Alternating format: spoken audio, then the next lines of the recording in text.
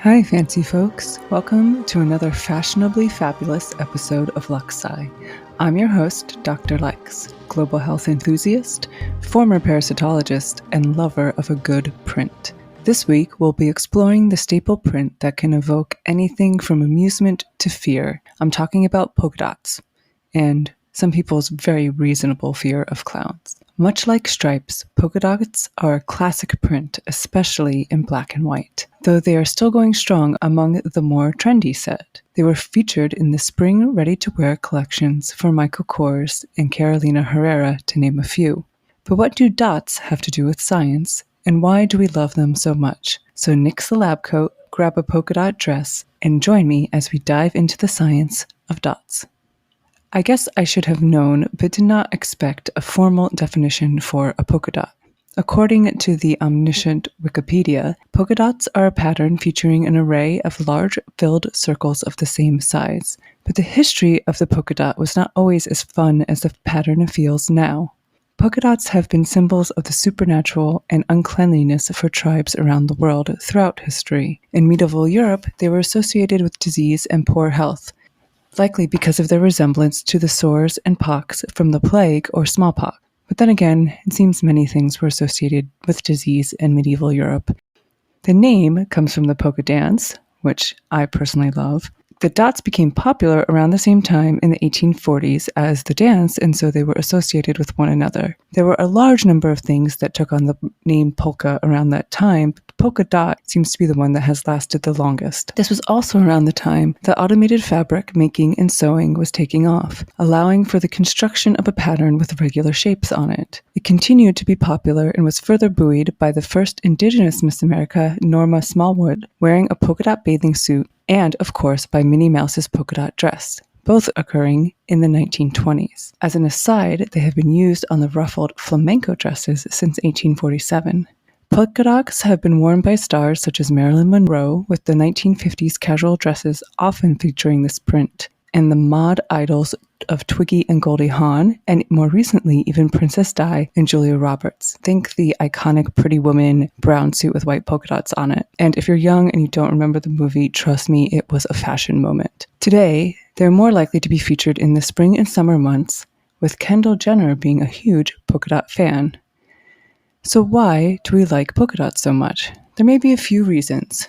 Since the polka dot pattern is made up of circles, it could be a signal of safety and positivity. The author of a book on the surprising power of ordinary things, Ingrid Fettel-Lee, says that circles are approachable since they have no sharp edges that would signal danger. Additionally, the amounts of dots in the print also signals abundance, which combined with safety makes for a very pleasing print to look at. Another, maybe slightly less positive association is with childhood and innocence. A researcher measuring the impact of patterns over the years has noted that polka dots remain popular because of the commodification of childhood and irresponsible cuteness in the world.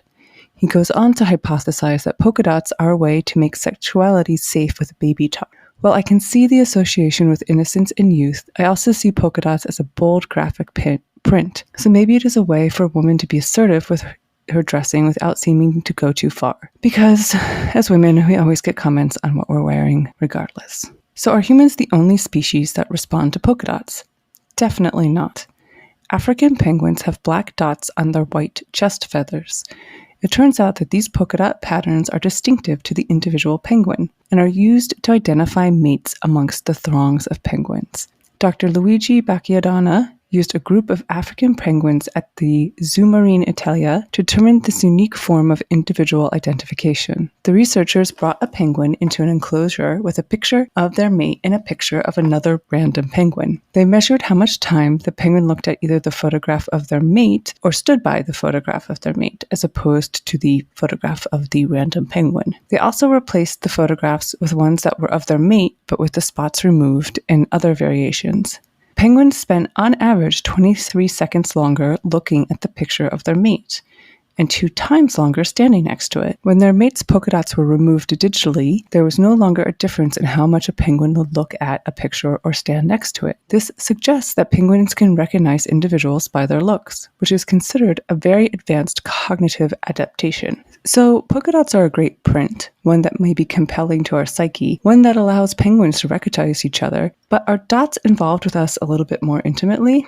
Potentially. There's a lot of new and exciting material science coming out about carbon dots. So carbon dots are carbon-based nanostructures, which are very small structures made primarily of carbon that are less than 10 nanometers. They can have different chemistries, and one common one is a graphite core surrounded by an amorphous or shapeless carbon shell. So it's hard in the middle and kind of soft and squishy on the outside. Maybe like an overripe peach?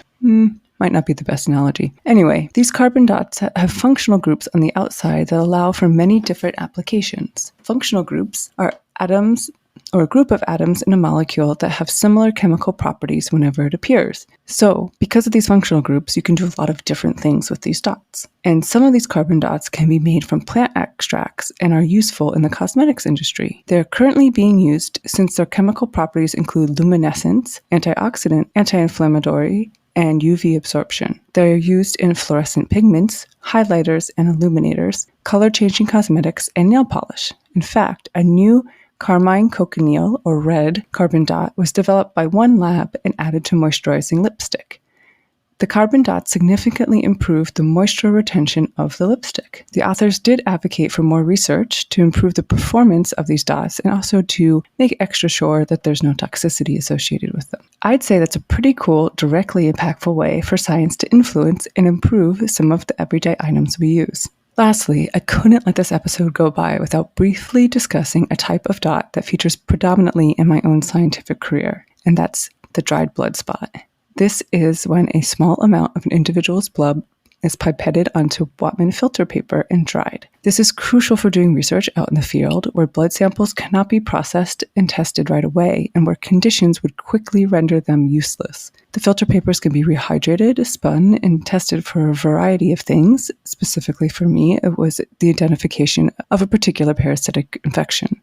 And this method is key to many disease surveillance systems around the world, one example being malaria. In a paper published in 2023 by Minu Nain et al. In the Journal of Vector-Borne Diseases, the authors present a review of the current uses of dried blood spots to measure everything from the genetic epidemiology in malaria to parasite and vector surveillance.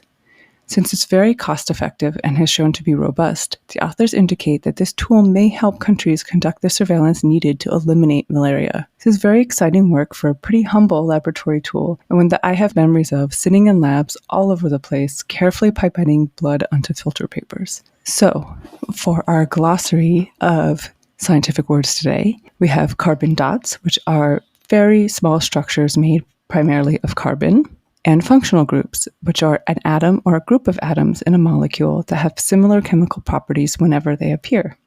For our fun cocktail party facts, I think the funnest one for sure is that African penguins can recognize their mates based on the polka dot pattern on their white chest feathers.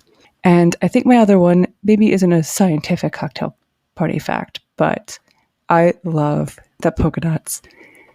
The name for polka dots came from the polka dance in the 1800s because it's a super fun dance. Thank you for going on this journey into polka dots with me. I am feeling a bit nostalgic from my field sampling days, but perhaps not without the killer mosquitoes. I hope you heard something that sparked your curiosity and you already have Google open to learn a little bit more. If you did learn something new, please pass it on to a friend by sharing this podcast.